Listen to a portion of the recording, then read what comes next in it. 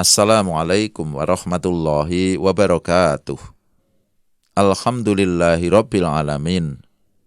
Wabihi nasta'inu ala umurid dunya waddin.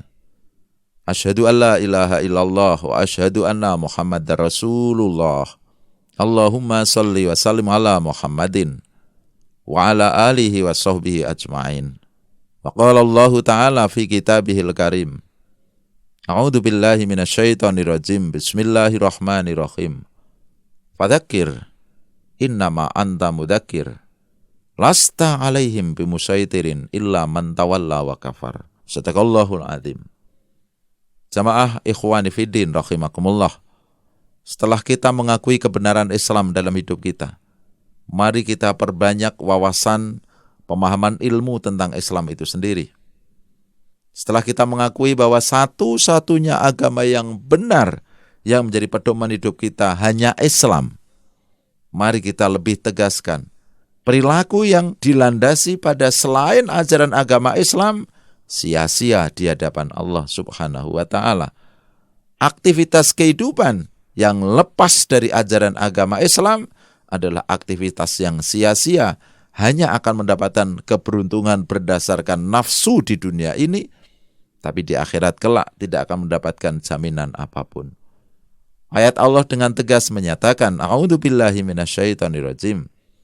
Kama yabtaghi ghairal islami dinan fala yuqbala minhu wa huwa fil akhirati minal khasirin.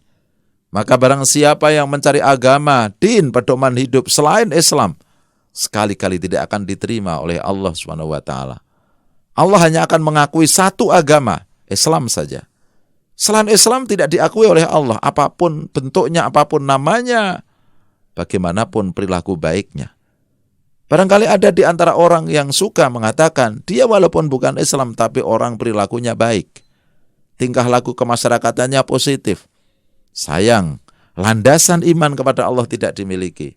Tentunya berdasarkan konsep ajaran agama kita Islam, segala perbuatan yang tidak dilandasi keimanan pembenaran kepada Allah, maka kebaikan apapun yang dilakukan di dunia ini akan sia-sia di hadapan Allah Subhanahu wa taala. Fala yuqbala minhu wa huwa fil akhirati minal khasirin. Sekali-kali tidak akan diterima oleh Allah segala perbuatan yang tidak bersumber pada ajaran Islam. Nanti di akhirat dia termasuk orang-orang yang rugi. Wa huwa fil akhirati minal khasirin. Termasuk golongan orang-orang yang bangkrut akhirnya nanti. Jamaah kaum muslimin rahimakumullah, bukan persoalan ekstrim, bukan persoalan terlalu keras, terlalu sempit memahami ajaran Islam. Tapi persoalannya adalah prinsip bagaimana sejak awal agama Islam menjadi pedoman hidup. Agama Islam menjadi landasan apa yang akhirnya kita berperilaku, bertingkah laku. Islam bukan sekedar identitas yang kita tuliskan di KTP, kita tuliskan di kartu identitas diri. Bukan itu. Tapi Islam sejak awal diturunkan. Bagaimana membuat ketegasan bahwa yang benar itu hanya Allah. La ilaha illallah. Bagaimana Islam membuat konsep landasan bahwa contoh yang terbaik dalam perilaku hidup itu Rasulullah SAW. Juga bagaimana Islam mengajarkan agar manusia sadar di mana manusia ini bermukim, di bumi Allah tentunya. Di mana manusia ini berada, di bawah kolong langit Allah. Dari mana manusia ini diciptakan?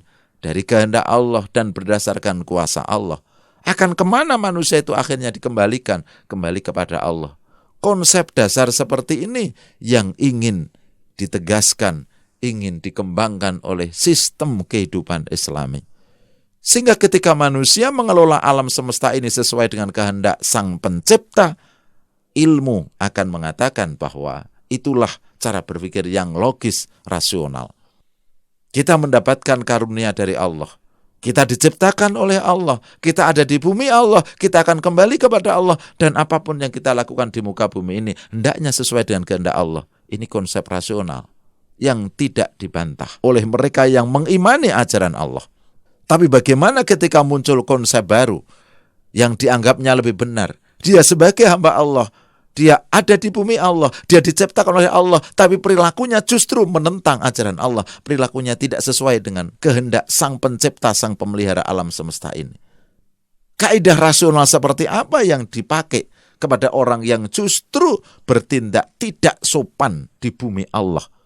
Bagaikan seorang tamu yang justru dia bertindak kurang ajar di rumah orang yang ditamui atau orang yang menjadi tuan rumah. Ketika kita ada di bumi Allah, kewajiban kita melaksanakan apa yang menjadi kehendak Sang Pemilik bumi ini, yaitu Allah SWT. Inilah barangkali jamaah kaum muslimin rahimakumullah, kenapa kenikmatan di dunia ini tidak pernah melahirkan barokah dan bencana tidak henti-hentinya sering terjadi. Ada ayat yang kita dengar, dhaharul fasadu fil barri wal bahri bima kasabat aydin nas.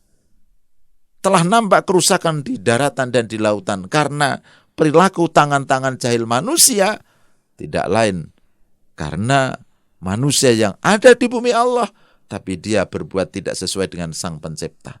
Bahasa agama akan mengatakan, kenapa terjadi kemurkaan di mana-mana? Kenapa terjadi kehancuran, bahkan ketidakharmonisan dalam kehidupan di mana-mana? Karena Allah tidak ridho terhadap apa yang dilakukan oleh manusia. Kenapa Allah tidak ridha? Karena manusia telah bertindak kelewat batas. Seharusnya dia sebagai hamba Allah, tugasnya sebagai khalifatullah, diciptakannya manusia sebagai khalifah Allah, memakmurkan bumi ini sesuai dengan kehendak Sang Pencipta, diberi fasilitas oleh Yang Maha Kuasa, hendaknya untuk mengabdikan diri kepada Sang Pencipta, tapi justru di antara manusia bertindak zalim, bertindak semaunya sendiri, melupakan siapa yang menciptakan, mengingkari ajaran-ajaran siapa yang telah menciptakan alam semesta ini. Lillahi ma fis samawati wa ma fil ard. Milik Allah apapun yang ada di langit, apapun yang ada di bumi. Wa ma bainahuma, dan apapun di antara keduanya. Semuanya milik Allah. Kewajiban kita membelanjakan karunia Allah di jalan Allah. Insya Allah hidup ini akan dibarokai oleh Allah Subhanahu wa ta'ala. Subhanakallahumma wa bihamdika asyhadu an la ilaha illa anta astaghfiruka wa atubu ilaik. Wassalamualaikum warahmatullahi wabarakatuh.